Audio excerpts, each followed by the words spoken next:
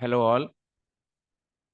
हम पढ़ रहे थे चैप्टर बैंक रिकंसिलिएशन स्टेटमेंट, और लास्ट की कुछ वीडियोस में हमने देखा था कि अलग अलग जो ट्रांजैक्शंस होती हैं उनसे बैंक रिकंसिलिएशन स्टेटमेंट पे क्या फ़र्क पड़ता है, और बैंक रिकंसिलिएशन स्टेटमेंट में उन ट्रांजैक्शंस को हम कैसे रिकॉर्ड करते हैं।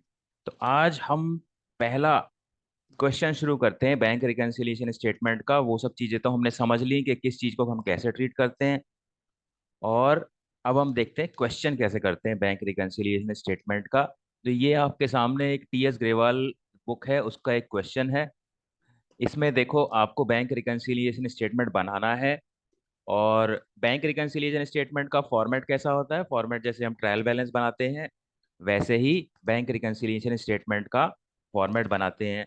तो ये है आपका बैंक रिकंसिलिएशन स्टेटमेंट का फॉर्मेट हो गया। और इसको कैसे लिखते हैं? सबसे ऊपर लिखेंगे हम बैंक रिकंसिलिएशन स्टेटमेंट। और बैंक रिकंसिलिएशन स्टेटमेंट एक पर्टिकुलर डेट पे बनाया जाता है। तो किस डेट पे हम बना रहे हैं, साल के जब आखिर की जब डेट होती है उस पे बनाया जाता है, लेकिन इस क्वेश्चन में डेट नहीं दी हुई है, तो हम डेट नहीं लिखेंगे। अब इसको कैसे लिखते हैं? यहाँ पे लिखते हैं पर्टिकुलर्स, यहाँ पे लिखते हैं हम plus items. Plus items, rupees का सिंबल, और फिर माइनस आइटम्स, फिर रुपीस का सिंबल। तो यानी कि अकाउंटिंग में आप कोई भी कॉलम बना रहे हो, उसमें आप अमाउंट लिखोगे। तो जब अमाउंट लिखोगे तो उसके ऊपर आपका रुपी का सिंबल होना चाहिए। तो अब इस क्वेश्चन को आप कैसे सॉल्व करोगे? तो देखो यहाँ पे देखो, इन्होंने कैश बुक का डेबिट बैलेंस दिया हुआ है। डेबिट बैलेंस दिया हुआ है कैश बुक का। देखो, ये डेबिट बैलेंस है कैश बुक का। अब कैश बुक का डेबिट बैलेंस हमको पता है, ये होता है पॉजिटिव बैलेंस। ठीक है, और इसको हम फेवरेबल बैलेंस भी कहते हैं। तो जब पॉजिटिव बैलेंस है, कैश बुक का बैलेंस दिया हुआ है, तो हम क्या है, शुरुआत किससे करेंगे? इस कैश बुक के बैलेंस से करेंगे। और जितने भी हमने एडजस्टमेंट देखे थे उसमें हमने देखा था कि आपको एडजस्टमेंट इस हिसाब से करना है कि आपके पास किसका बैलेंस दिया हुआ है, कैश बुक का बैलेंस दिया हुआ है या फिर पासबुक का बैलेंस दिया हुआ है क्वेश्चन के अंदर। तो यहाँ पे क्वेश्चन के अंदर हमारे पास कैश बुक का बैलेंस दिया हुआ है। तो सबसे पहले हम ट्रांजेक्शन क्या लिखेंगे? Debit balance as per cash book. तो debit balance as per cash book हमको पता है कि ये पॉजिटिव बैलेंस होता है, तो इसीलिए हमने क्या किया, हमने प्लस वाले आइटम में इसको लिख लिया। ऐसे ही प्लस वाले आइटम में अगर क्रेडिट बैलेंस दिया हुआ है ऑफ पासबुक, तो पासबुक का क्रेडिट बैलेंस भी पॉजिटिव होता है, तो ये भी पॉजिटिव वाले कॉलम में आएगा। ऐसे ही अगर क्रेडिट बैलेंस दिया हुआ है कैश बुक का, तो ये नेगेटिव बैलेंस होता है, तो इसको हम लिखेंगे यहाँ नेगेटिव वाले कॉलम में। ऐसे ही अगर डेबिट बैलेंस दिया हुआ है पासबुक का, तो ये भी नेगेटिव बैलेंस होता है, और इसको भी हम नेगेटिव वाले कॉलम में लिखेंगे। तो हमको पता होना चाहिए कि कैश बुक का डेबिट बैलेंस या क्रेडिट बैलेंस पॉजिटिव और नेगेटिव होता है, कौन सा पॉजिटिव होता है कौन सा नेगेटिव होता है। ऐसे ही पासबुक का भी हमें पता होना चाहिए कौन सा पॉजिटिव होता है कौन सा नेगेटिव होता है। क्योंकि जब हम क्वेश्चन शुरू करेंगे तो पॉजिटिव वाले को पॉजिटिव कॉलम में लिखेंगे और नेगेटिव वाले को नेगेटिव कॉलम में लिखेंगे।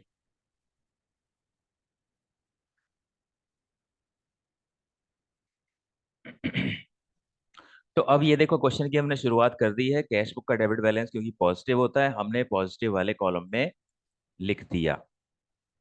अब देखो, इसमें पहला जो एडजस्टमेंट है या फिर दूसरा एडजस्टमेंट क्या है? Check deposited but not cleared. तो देखो, इसको रफ में बना के देखो, एक तो कैश बुक होती है और एक होती है पासबुक। तो जब आपने चेक डिपॉजिट किए, चेक डिपॉजिट का मतलब क्या है? किसी ने आपको चेक दिया और आपने बैंक में डाले। तो जब आपने बैंक में डाले तो कैश बुक में एंट्री कर दी होगी और अपना कैश बुक का बैलेंस बढ़ा दिया होगा प्लस 1,000 से। ठीक है, लेकिन वो अभी क्लियर नहीं हुए। यानी कि क्लियर नहीं हुए का मतलब क्या है कि पासबुक में वो चीज अभी ऐड नहीं हुई है। तो जब पासबुक में ऐड नहीं हुई है तो अब आप क्या करोगे इनको बैलेंस करने के लिए? तो अब आपके पास कैश बुक का बैलेंस होगा या फिर पासबुक का होगा। कैश बुक का बैलेंस है तो मैच कैसे करोगे? यहाँ अगर मैं -1,000 कर दूं तो मैच हो जाएगा, क्योंकि +1,000 -1,000 कर दोगे तो जीरो हो जाएगा, और पासबुक का भी जीरो ही है। ठीक है। तो इस ट्रांजेक्शन की जो ट्रीटमेंट होती है वो क्या होगी, हम करेंगे लेस। लेस करेंगे और क्या लिखेंगे, check deposited but not cleared by bank. तो जब मैंने यहाँ लेस किया है तो मैं इसको लेस के कॉलम में लिख दूंगा 1,000 रुपये। ठीक है। तो ये हमारी पहली ट्रांजेक्शन हो गई है। अब दूसरी क्या है, check issued but not presented. Check issued but not presented. तो जब आपने चेक इशू किए हैं तो क्या किया है, किसी को पेमेंट किया है चेक से, तो आपने क्या किया, माइनस कर दिया अपना बैलेंस बैंक का। क्योंकि आपको पता है कि जब आपने चेक किसी को इशू किए, पेमेंट किया है, तो आप कैश बुक का बैलेंस घटा दोगे, और वो जब आदमी जब आपके बैंक अकाउंट में जाएगा उस चेक को लेके, तो बैंक वाला भी उसको पेमेंट कर देगा और आपका बैलेंस घटा देगा। ठीक है। तो चेक इशू का मतलब क्या है, हमने किसी को पेमेंट किया है और अपना कैश बुक का बैलेंस माइनस कर लिया है। तो अब ये देखो फिर डिफरेंस आ गया कैश बुक में और पासबुक में। कैश बुक का -15 है और पासबुक का कोई माइनस नहीं है।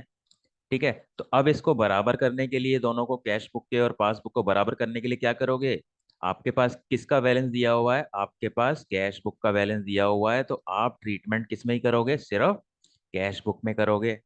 तो कैश बुक में क्या मैं प्लस करूं क्या माइनस करूं जिससे कि पासबुक के बराबर हो जाए? कैश बुक में अगर मैं 1,500 कर दूं यहाँ पे, तो पासबुक के बराबर हो जाएगा। तो यानी कि इसका एडजस्टमेंट क्या होगा, हम ऐड करेंगे 1,500 रुपये। और क्या लिखेंगे, checks issued but not presented, but not presented for payment। और कहाँ प्रेजेंट नहीं हुए, हमारे बैंक में प्रेजेंट नहीं हुए। तो ये वाला ट्रांजेक्शन तो हो गया ऐसे। बैंक रिकंसिलिएशन स्टेटमेंट में हम इसको ऐसे लिख देंगे। अब अगला ट्रांजेक्शन क्या है, अगला ट्रांजेक्शन है बैंक ने इंटरेस्ट दिया। अब ये देखो, बैंक इंटरेस्ट आपको देगा या आपसे लेगा? आपका देखो पॉजिटिव बैलेंस है कैश का, आपका जो बैंक का पॉजिटिव बैलेंस है, तो पॉजिटिव बैलेंस पे तो बैंक देगा। ठीक है। तो बैंक ने क्या किया होगा, इसको क्रेडिट किया होगा, यानी कि ऐड किया होगा आपके अकाउंट में।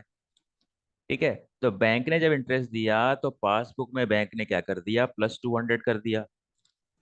अब +200 कर दिया, अब आपको उसके बारे में पता नहीं, तो कैश बुक में क्या करोगे, आपको तो कैश बुक में एडजस्टमेंट करना है, क्योंकि कैश बुक का बैलेंस दिया हुआ है क्वेश्चन के शुरू में। तो इसमें क्या करोगे, आप कैश बुक और पासबुक को कैसे मैच करोगे? हम कैश बुक में अगर 200 रुपये ऐड कर दें तो ये हो जाएगा पासबुक के बराबर। तो इसका एडजस्टमेंट क्या होगा, ऐड करेंगे हम बैंक इंटरेस्ट।